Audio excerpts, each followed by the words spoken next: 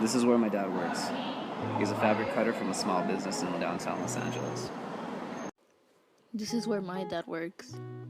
He is a watchmaker and he runs his own business in Echo Park. Secretary Andrew Mellon repeatedly sought to get Congress to end tax exemptions for municipal bonds and other securities, pointing out the inefficiencies in the economy that such securities created. He also found it repugnant in a democracy that there should be a class in the community which cannot be reached for tax purposes. Secretary Mellon said, "It is incredible that a system of taxation which permits a man with an income of $1 million a year to pay not 1 cent to the support of his government." Even the Pulitzer Prize winner for commentary David S. Broder accused the tax cuts of feeding the greed to the rich and adding to the pain of the poor. Did we get to the point where many families are struggling to pay their bills? It all started a while back, during the 1980s. Legislators and the president believed that the less government interfered with markets, the more the American economy would grow. This idea was called supply-side economics, better known as trickle-down economics. The premise of the theory was that if corporate entities were taxed less, then the money would grow rapidly for executives and other people at the top of the ladder.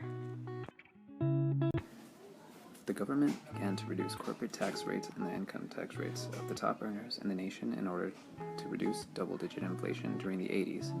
The policy hurt the economy during the first couple years of its implementation, causing a recession within the early years of the 80s, with an unemployment rate of 10% and a poverty level of 15%.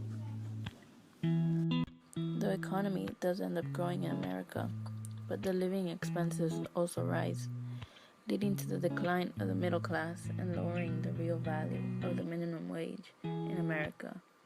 This leads to the same economic stagnation that supply-side economics was supposed to combat in the first place.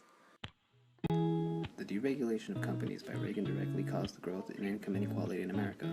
He cut the federal budget and allocated revenue for military spending and cut social entitlement programs.